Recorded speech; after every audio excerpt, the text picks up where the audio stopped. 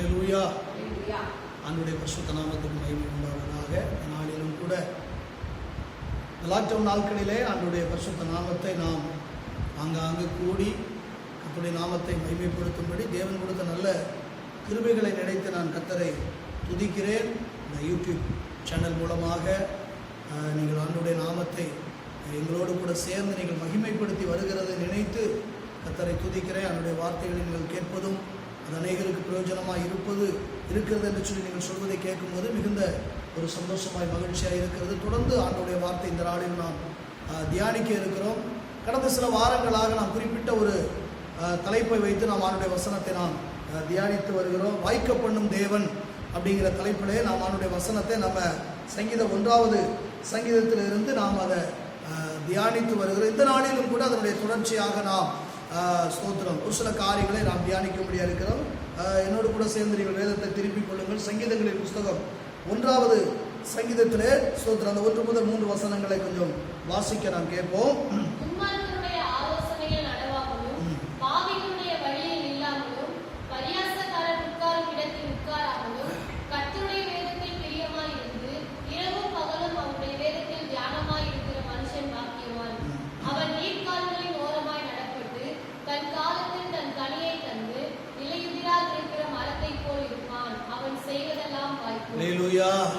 ஆண்டவருடைய பரிசுத்த நாமத்துக்கு மகிமை உண்டாவதாக. அவன் செய்வதெல்லாம் வாய்க்கும். யார் செய்வது வாய்க்கும் அப்படிங்கிறத குறித்து தான் நம்ம சில வாரங்களாக நம்ம தொடர்ந்து தியானித்து வருகிறோம்.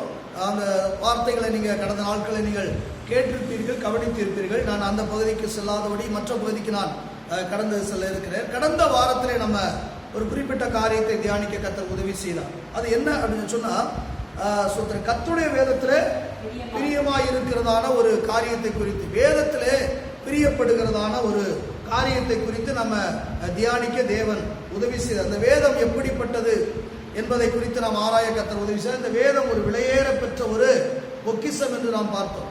ஏன்னா 1000 பொன் வெள்ளியை பார்க்கின்ற வேதம் அது நலம் என்று சொல்லி பக்தன் தாவீது சொல்லுகிறார்.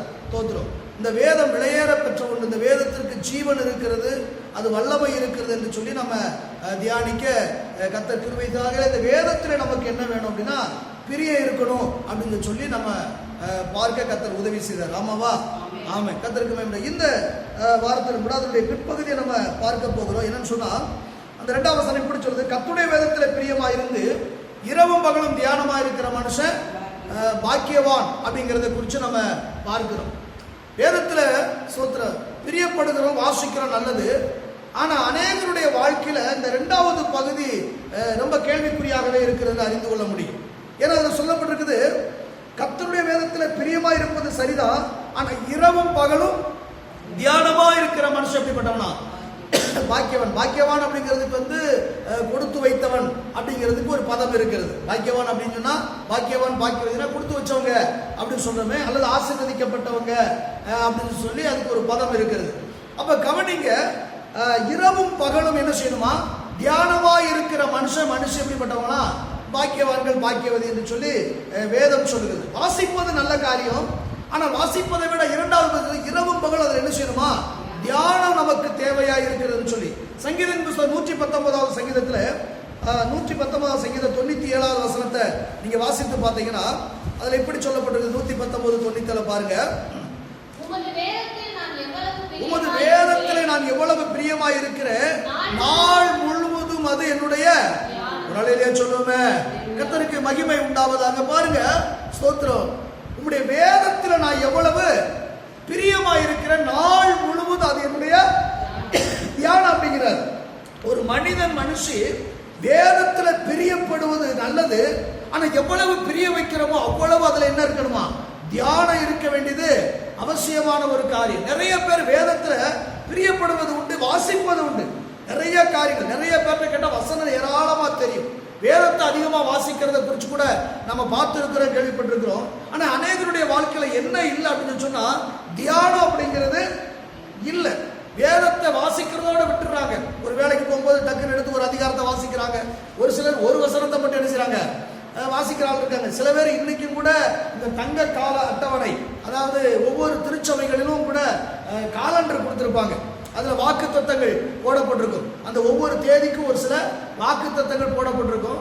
அந்த வாக்கு தத்தங்களை மட்டுமே வாசித்துட்டு போற ஆளுகளும் கூட இன்னைக்கு என்ன செய்யுது இருக்குது. வாக்கு தத்தத்தை மட்டும் அதை மட்டுமே வாசித்துட்டு போற ஆளுகள் இருக்குது. ஒரு சிலர் வேதத்திலிருந்து ஏதாவது ஒரு பகுதியை மட்டும் ஆசீர்வாதமாக இருப்பது, அது குறிப்பா சங்கீத பகுதி இல்லாட்டா நீதிமொழிகள், இதை மட்டும் வாசித்துட்டு போற ஆளுகளும் இருக்கிறாங்க. நிறைய அப்படிப்பட்ட வித்தியாசங்கள் இருக்கிறது. வாசிப்பது நல்ல காரியம்தான், அது இல்லைன்னு சொல்ல. ஆனா எந்த அளவுக்கு நாம் வாசிக்கிறோமோ அந்த அளவுக்கு வேதத்தை என்ன செய்யணும், தியானம் செய்ய வேண்டும். ஏன்னா அப்படித்தான் கர்த்தருடைய வேதத்துல ஆமா பிரியமா இருந்து இரவும் பகலும் தியானமா இருக்கிற மனுஷன். ஏன்னா நம்முடைய காரியத்தை தேவன் வாய்க்கணும்னா வெறும் வாசித்தால் மட்டும் போகாது, அதை என்ன செய்யணும், இரவு பகலும் வேதத்தை தியானம் செய்ய வேண்டும் என்று. யோசுவாவின் புஸ்தகம் 1வது அதிகாரத்தை திருப்பி கொண்டீங்கன்னா 1வது அதிகாரத்தில் 8ஆம் வசனம் நீங்க வாசித்து பார்க்கும்போது, யோசுவாவின் புத்தகம் 1வது அதிகாரம் அதுல 8ஆம் வசனத்தை பாருங்க. இந்த நியாயப்பிரமாண புத்தகம் உன் வாயை விட்டு பிரியாதிருப்பதாக இதில் எழுதியிருக்கிறவர்களின் படியெல்லாம் நீ செய்ய கவனமாய் இருக்கும்படி இரவும் பகலும் அதை தியானித்துக் கொண்டிருப்பாயாக, அப்பொழுது உன் வழிகளை என்ன செய்வாய், வாய்க்க பண்ணுவாய். ஒரு அலையிலே சொல்லுமே பாருங்க, உன் காரியம் வாய்க்கணும்னா இந்த நியாயப்பிரமாண புஸ்தகம் வாயை விட்டு என்ன செய்யக்கூடாது, பிரியக்கூடாது. அதோட நிப்பாட்டல, இரவும் பகலும் இந்த வேதத்தை நீ என்ன செய்யணுமா, தியானித்துக் கொண்டே இருந்தா அப்பொழுது உன் காரியம் என்ன செய்யுமா, வாய்க்கும் அப்படிங்கிறாரு.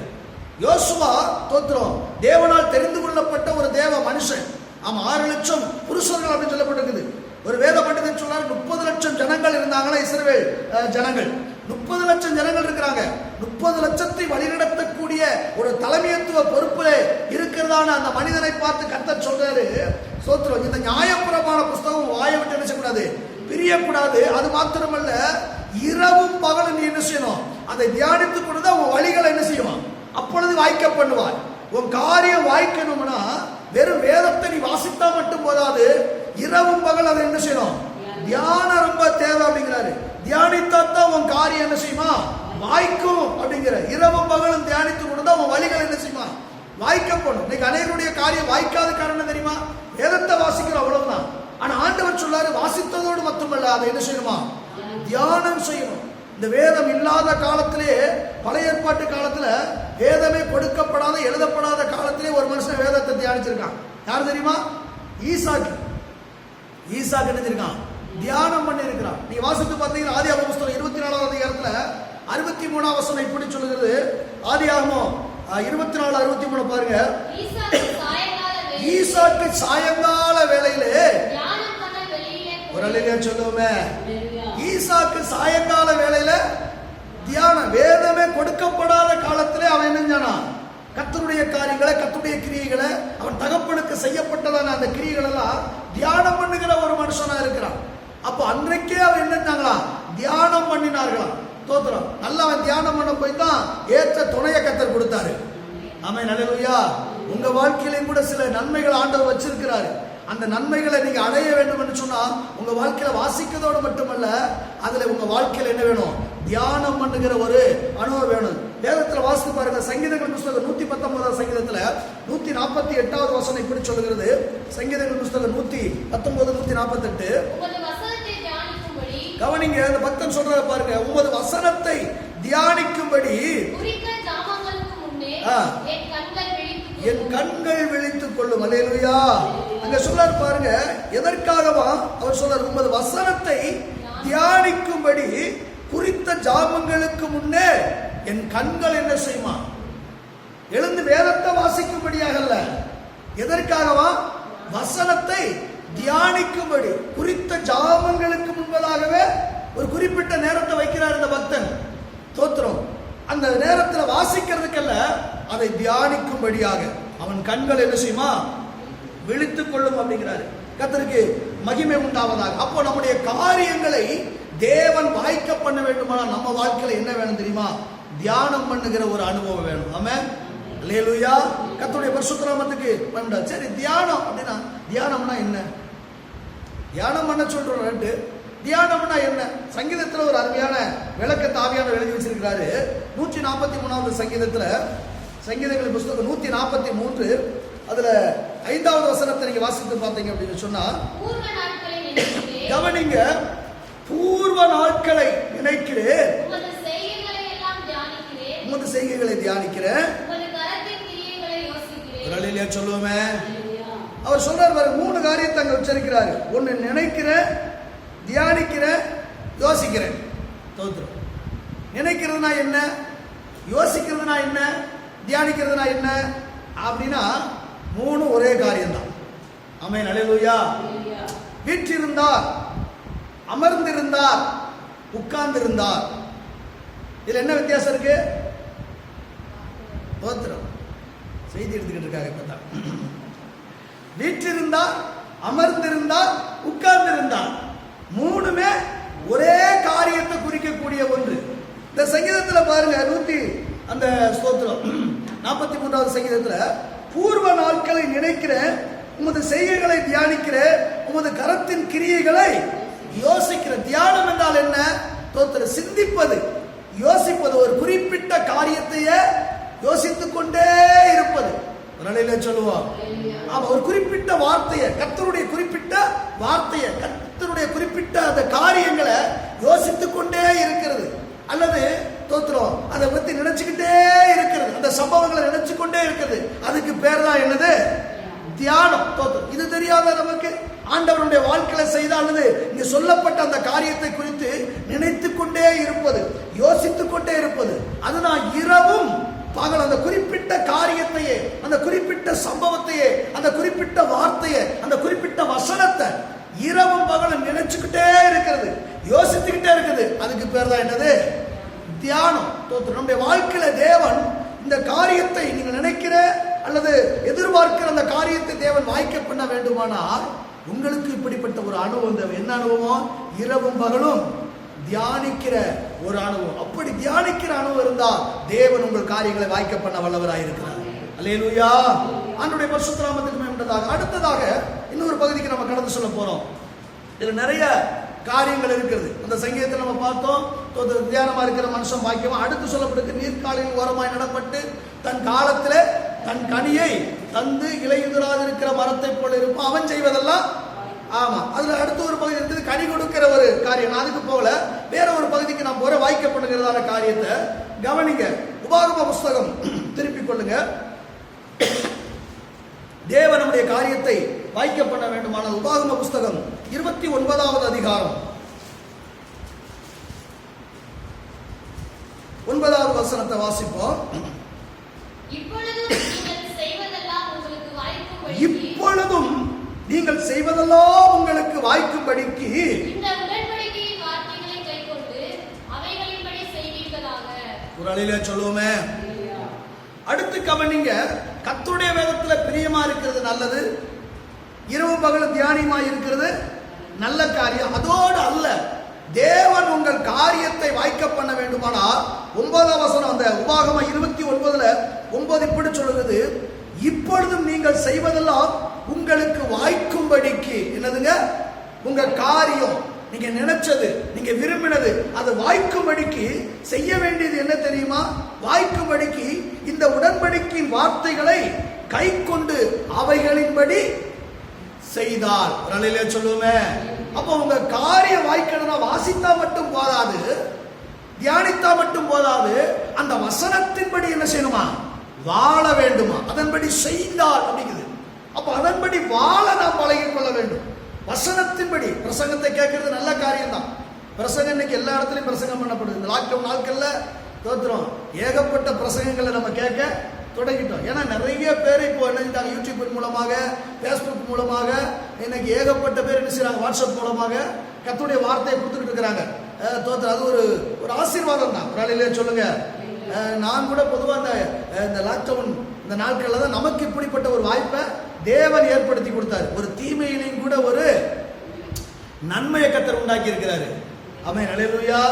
ஒரு தீமை தான், அந்த தீமையிலையும் கூட ஒரு நன்மை. என்ன அப்படின்னா, இந்த யூடியூப் மூலமாக நீங்கெல்லாம் பார்க்கக்கூடிய ஒரு வாய்ப்பு, நானும் பேசக்கூடிய ஒரு வாய்ப்பை தேவன் ஏற்படுத்தி கொடுத்திருக்கிறார். ஆமென், அல்லேலூயா. அப்ப கவனிங்க, தேவன் நம்முடைய காரியத்தை வாய்க்க வேண்டுமானா வசனத்தை கேட்டா மட்டும் போதாது. ஆமா, வேதத்தை வாசித்தா மட்டும் போதாது, தியானித்தா மட்டும் போதாது, அதன்படி என்ன செய்யணுமா? ஏன்னா அந்த வசனம் அழகா சொல்லுது, இப்பொழுது நீங்கள் செய்வதெல்லாம் உங்களுக்கு வாய்க்கும்படிக்கு. நீங்க என்ன செய்யறீங்களோ அது வாய்க்கணும்னா அவர் சொல்றத கவனிங்க. தோத்திரம். இந்த உடன்படிக்கையின் வார்த்தைகளை கை கொண்டு அவைகளின்படி என்ன செய்யணுமா? அதன்படி அவைகளின்படி. தோத்திரம். யாக்கோபினுடைய நிருபத்தில் 1வது அதிகாரம் 22வது வசனத்தை நீங்க வாசித்து பார்த்தீங்கன்னா, யாக்கோபினுடைய நிருபம் 1வது அதிகாரம் 22வது வசனம் இப்படி சொல்லுது, அல்லாமலும் உங்களை வஞ்சியாதபடிக்கு திருவசனத்தை கேட்கிறவர்களாய் மாத்திரமல்ல அதன்படி செய்கிறவர்களாக. வசனத்தை கேட்டா மட்டும் போதாது, வசனம் எல்லாம் தான் கேட்கிறாங்க. நான் சொல்றேன், பிசாசு கூட வசனத்தை கேட்குது. இதே யாக்கோபு சொல்ல, பிசாசுகளும் நடுங்குகிறதே. வசனத்தை கேட்டு அது கூட என்ன செய்யுது? வசனம் எல்லாமே உலகமெங்கும் கேட்கப்படுது. தோத்திரம். அது உலகமெங்குமே அறிவிக்கப்படுகிறதுன்னு சொல்லி சங்கீதம் 19வது அதிகாரத்தில் சொல்லப்படுது. எல்லாருமே கேட்கிறாங்க. கேட்கிறது ஒரு பெரிய காரியம் இல்ல. உங்கள் காரியம் வாய்க்கணும் என்று சொன்னா வசனத்தை கேட்டு விட்டு விடாத, வசனத்தின்படி என்ன செய்யணுமா? வாழ நாம் பழகிக் கொள்ள வேண்டும், அதன்படி செய்ய நாம் கற்றுக்கொள்ள வேண்டும். கர்த்தருக்கு மகிமை. யோவான் எழுதின சுவிசேஷ புஸ்தகத்துல 6வது அதிகாரத்துல 60ஆம் வசனம் 66ஆம் வசனத்தை நீங்க வாசித்து பார்த்தீங்கன்னா, அதுல ஆண்டவராய் இயேசு கிறிஸ்து சொல்றதான ஒரு காரியத்தை பாருங்க. இவைகளை கேட்ட பொழுது இயேசு கிறிஸ்து பிரசங்கம் பண்றாரு. பிரசங்கத்தை கேட்டு சொல்றாங்க, இது ரொம்ப கடினமா இருக்குது. அப்படின்னா என்ன? நிறைய பேருடைய எதிர்பார்ப்பு என்ன? இயேசு அற்புதம் செய்யறாரு. ஆமா, அவரே சொன்னாரு, நீங்கள் தோத்திரம் அற்புதங்களை கண்டதுனால, அப்போ சாப்பிட்டு திருப்தியானதுனால என்னை தேடுகிறீங்க. என்னை பின்பற்றுவதற்கு காரணம் என்னன்னா, திருப்தியா சாப்பாடு கிடைக்குது. ஒவ்வொருத்தருக்கும் ஒரு எதிர்பார்ப்பு, அது போட்டும். தோத்திரம். ஒவ்வொருத்தரும் ஒரு எதிர்பார்ப்பு. ஆனா பிரசங்கத்தை கேட்டு பிரசங்கத்தின்படி யாரும் வாழ்றது மாதிரியா இல்ல. வருவோம், எதிர்பார்ப்புகள் நிறைவேறணும். தோத்திரம். ஆண்டவருடைய பிரசங்கம் ஆசீர்வாதமா இருக்கணும், தடவி கொடுத்திருக்கணும், ஆறுதலா இருக்கணும். ஆனா அவர் கடிந்து பேசும்போது அவங்க சொல்றாங்க, என்ன சொல்றாங்க? இந்த கடினமான உபதேசம் யார் இதை பின்பற்ற முடியும்? ரொம்ப கடினமா இருக்குது, ரொம்ப கஷ்டமா இருக்குது அப்படிங்கிறாங்க. இன்னைக்கு நிறைய விசுவாசிகள் அப்படித்தான். கொஞ்சம் கடிஞ்சு பேசிடக்கூடாது, கண்டிச்சு நினைச்சிடக்கூடாது, பேசிடக்கூடாது. பரிசுத்தாவியானவரை குறித்து வேதம் சொல்லுகிறது, பரிசுத்தாவி வரும்போது என்ன செய்வார்கள் சொன்னா, அவர் சோத்திரம் சத்தியத்தை குறித்து, பாவத்தை குறித்து, நீதியை குறித்தும், நியாய தீர்ப்பை குறித்து, உலகத்தை குறித்து கண்டித்து என்ன செய்வாராம்? உணர்த்துவார். சத்தியாவி வரும்போது, பரிசுத்தாவி ஒரு மனிதனுக்குள்ளாக வரும்போது, ஒருவேளை திருச்சபைக்குள்ளாக அவர் அசைவாடும் போது கண்டித்து உணர்த்துகிறவராய் இருப்பார். ஆமென். அல்லேலூயா. ஏன்னா இன்னைக்கு நிறைய டிவி சேனல்ல ஆசீர்வாதத்தை மட்டுமே கேட்டு கேட்டு பழகி போனதுனால, ஆசீர்வாதம், சமாதானம், ஆறுதல் இப்படியே கேட்டு கேட்டு சபைகளில கண்டித்து போதகர்கள் பிரசங்கம் பண்ணினா நிறைய பேர் அந்த கண்டிப்பு என்ன செய்வது கிடையாது, ஏற்றுக்கொண்டது கிடையாது, விருப்பப்படுறது கிடையாது. ஏன்னா டிவியில பேசுறவங்க ஆறுதலும் சமாதானம், நான் சொன்ன நல்லது, அதெல்லாம் உலக ஜனங்களுக்கு, புறஜாதிகளுக்கு, இயேசுவை அறியாதவர்களுக்கு. ஏன்னா அவங்களுக்கு தோத்திரம் அங்க கண்டித்து பேச வேண்டிய உபதேசம் தேவையே இல்ல. அவங்களுக்கு சுவிசேஷம் தான் சொல்லணும். உலக ஜனங்களுக்கு என்ன தேவை? சுவிசேஷம் தேவை. ஆனா உங்களுக்கு எனக்கு உபதேசம் தேவை. ஆமென். அல்லேலூயா. கிறிஸ்துவை அறிந்தவர்களுக்கு உபதேசம் தேவை, கிறிஸ்துவை அறியாதவர்களுக்கு சுவிசேஷம் தேவை. ஆனா இன்னைக்கு எல்லா இடத்துல என்ன செய்யப்பட்டிருக்குது? மாற்றப்பட்டு கொண்டு இருக்கிறது. தோத்திரம். உபதேசம் சொல்ல வேண்டிய இடத்துல சுவிசேஷம், சுவிசேஷம் சொல்ல வேண்டிய இடத்துல உபதேசம் மாற்றப்பட்டு கொண்டு இருக்குது. கர்த்தருக்கு மகிமை உண்டாவதாக. கவனிங்க, 66ஆம் வசனம் சொல்லுது அந்த 6வது அதிகாரத்துல, யோவான் 6:66.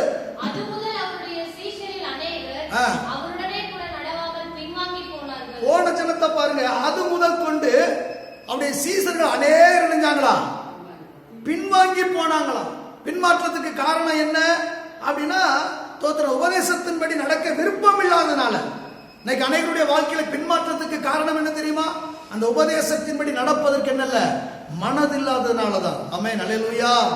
அல்லேலூயா. கர்த்தருடைய பரிசுத்த நாமத்துக்கு யாக்கோபு அழகா சொன்னாரு, திருவசனத்தை கேட்கிறவராய் மட்டுமல்ல அதன்படி செய்கிறவர்களாக. அப்போ உங்க காரியம் வாய்க்கணும்னு சொன்னா வசனத்தை கேட்டா மட்டும் போதாது, வசனத்தின்படி நடக்க நாம் பழகிக் கொள்ள வேண்டும். எந்த ஒரு மனிதன் மனுஷி கர்த்தருடைய வார்த்தையை கேட்டு அந்த வசனத்தின்படி வாழ்கிறாரோ அவருடைய காரியங்களை தேவன் வாய்க்க பண்ண வல்லவராய் இருக்கிறாரு. நல்ல சொல்லுவோமே. கர்த்தருக்கு மகிமை. 2 நாளாகம புஸ்தகத்துல 32வது அதிகாரம் 29-30 வசனத்தை பாருங்க. 2 நாளாகம புஸ்தகம் 2 நாளாகமம் 32வது அதிகாரத்துல 29-30 ஆகிய வசனம். அவன் தனக்கு பட்டணங்களை கட்டுவித்து ஏராளமான ஆடு மாடுகளை வைத்திருந்தான். தேவன் அவனுக்கு மகா திரளான ஆஸ்தியை கொடுத்தார். இந்த எசேக்கியா கீயோன் என்னும் ஆற்றிலே அணை கட்டி அதன் தண்ணீரை மேற்கே இருந்து தாழ எசேக்கியா செய்ததெல்லாம் வாய்த்தது. ஒரு அலையிலே சொல்லுவோமே சோத்திரம். எசேக்கியாவை குறித்து சொல்லப்பட்டிருக்கு பாருங்க. அவன் தனக்கு பட்டணங்களை கட்டுவித்து ஏராளமான ஆடு மாடுகளை வைத்திருந்தான். தேவன் அவனுக்கு மகா திரளான ஆஸ்தியை கொடுத்தார். தேவனே அவனுக்கு ஆசீர்வாதத்தை கொடுக்கிறாரு. காரணம் என்ன தெரியுமா? அவன் செய்வதெல்லாம் என்ன செய்து வாய்க்குது. எதை எடுக்கிறானோ சொல்லுவாங்க பாருங்க ஒரு பழமொழி, தொட்டதெல்லாம் பொண்ணு. எதை செய்யறானோ அதெல்லாம் வாய்க்குது. சகல காரியம் வாய்த்துக் கொண்டே இருக்கிறது. தோத்திரம். அதனாலதான் அவனுக்கு ஆஸ்தி உண்டாயிருக்கு, ஐஸ்வர்யமா உண்டாயிக்கொண்டே இருக்கிறது. அவன் காரியம் வாய்க்க பண்ண காரணம் என்ன தெரியுமா? உபாகம காரி 2 நாளாம் புஸ்தகத்துல 30வது அதிகாரம் 12ஆம் வசனத்தை வாசித்து பார்த்தீங்கன்னா, யூதாவிலும் கர்த்தருடைய வார்த்தையின்படியே ராஜாவும் பிரபுக்களும் கட்டளையிட்ட பிரகாரம் செய்கிறதற்கு தேவனுடைய கரம் அவர்களை ஒருமனப்படுத்தி சொல்லுமே. அவனுக்கு யூதாவிலும் கர்த்தருடைய வார்த்தையின்படியே ராஜாவும் பிரபுக்களும் கட்டளையிட்ட பிரகாரம் செய்கிறதற்கு தோத்திரம். கவனிங்க, எசேக்கியாவுடைய காரியத்தை தேவன் வாய்க்க பண்ண காரணம் என்ன தெரியுமா? தேவன் நியாயப்பிரமாணத்தில் என்ன கட்டளையிட்டாரோ அதன்படியே செய்வதற்கு தங்களை ஏற்படுத்தி செயல்பட்டாங்க. அவன் அந்த கர்த்தருடைய வார்த்தையின்படி நடந்த போது, கர்த்தருடைய வார்த்தையின்படி செய்த போது கர்த்தர் அவன் காரியத்தை நெஞ்சாரா வாய்க்க பண்ணினார். அப்போ உங்க வாழ்க்கையில உங்க காரியத்தை தேவன் வாய்க்க பண்ண வேண்டுமானால் தேவன் சொன்ன அந்த வார்த்தையின்படி, கர்த்தருடைய வார்த்தையின்படி நீங்கள் எப்பொழுது செயல்படுவீர்களோ அப்பொழுது தேவன் உங்கள் காரியத்தை வாய்க்க பண்ண கர்த்தர் வல்லவராய் இருக்கிறார். ஆமென். அல்லேலூயா. உபாகம புஸ்தகத்தில் 28வது அதிகாரம் உபாகம 28 15ஆம் வசனத்தை நீங்க வாசித்து பார்த்தீங்கன்னா அங்க சொல்லப்படுது,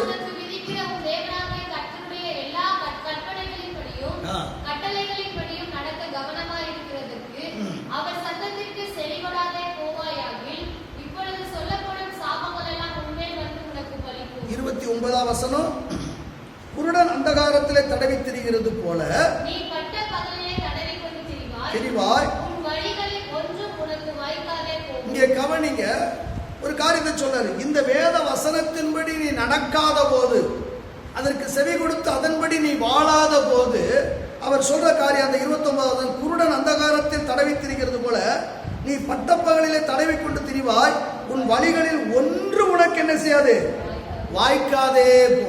அப்ப வாய்க்காம போறதற்கு காரணம் என்ன தெரியுமா? கர்த்தருடைய வசனத்தை கேட்கிறோம், அந்த வசனத்தின்படி என்ன செய்யறது கிடையாது, வாழ்றது கிடையாது, அந்த வசனத்தின்படி ஜீவிக்கிறது கிடையாது. தோத்திரம். ஆமா, ஒரு விஷயம் கூட நம்மளை ஆராய்ந்து பார்க்கணும். எந்த ஒரு மனிதன் மனுஷி பிரசங்கத்தை கேட்டு வசனத்தை கேட்டு அதன்படி வாழுகிறார்களோ அவருடைய காரியத்தை வாய்க்க பண்ண தேவன் இன்றைக்கும் வல்லவராக இருக்கிறார். ஆமென். அல்லேலூயா. நம்ம நிறைய வேளைகள் என்ன செய்யறோம்னா பிரசங்கத்தை கேட்டு மார்க் போட்டுட்டு போயிடுறோம். இந்த பிரசங்கம் நல்லா இருக்குது, இந்த பிரசங்கம் சரியில்லை, இது அவங்களுக்காக பேசப்பட்டது, நல்ல பாஸ்டர் அவங்களை இன்னைக்கு விட்டு விளாசினாரு, இப்படி மற்றவங்களே மதிப்பிட்டு நாம அந்த வார்த்தையை கை கொண்டு நடக்கிறதுக்கு அப்படி உதறி தள்ளி விடுகிறோம். ஆகவே நிறைய வேளைகளில் நம்முடைய காரியங்கள் வாய்க்காதபடி நாம் அநேக காரியத்திலே தோற்று போய் கொண்டிருக்கிறோம், அநேக நன்மைகளை நாம் இழந்து போய் கொண்டிருக்கிறோம். இன்னைக்கு நம்முடைய காரியத்தை தேவன் வாய்க்க பண்ண வேண்டுமானால் வசனத்தை கேட்பது மட்டுமல்ல, அந்த வசனத்தின்படி வாழும் போது, அந்த வசனத்தின்படி நடக்கும் போது, அந்த வசனத்தின்படி ஜீவிக்கும் போது தேவனுடைய காரியத்தை வாய்க்க பண்ண வல்லவராக இருக்கிறார். ஒரு வசனத்தை வாசித்து நாம் ஜெபிப்போம். என்னாகம புஸ்தகத்திலே 14வது அதிகாரம் 39 முதல் 45 வசனங்கள் வரை வாசித்து பார்க்கும்போது, என்னாகமம் 14வது அதிகாரம் 39 முதல் 45 வசனங்களை பாருங்க. மோசே அனைவரோடு சொன்ன போது துக்கித்தாங்க. அதிகாலமே அவர்கள் எழுந்திருந்து, நாங்கள் பாவம் செய்தோம், கர்த்தர் வாக்குத்தத்தப்படினதற்கு நாங்கள் போவோம் என்று சொல்லி மலையின் உச்சியில் ஏற துணிந்தார்கள். மோசே அவர்களை நோக்கி, நீங்கள் இப்படி கர்த்தரின் கட்டளையை நல்லா கவனிங்க, கர்த்தருடைய கட்டளையை மீறுகிறது என்ன? அது உங்களுக்கு வாய்க்காது. நீங்கள் உங்கள் சத்துருக்களுக்கு முன்பாக முறியடிக்கப்படாதபடிக்கு ஏறி போகாதிருங்கள், நடுவிலே இருக்க மாட்டார், இருக்கிறார்கள், விழுவீர்கள், பின்வாங்கினபடியால் இருக்க மாட்டார் என்றார். துணிந்தார்கள்.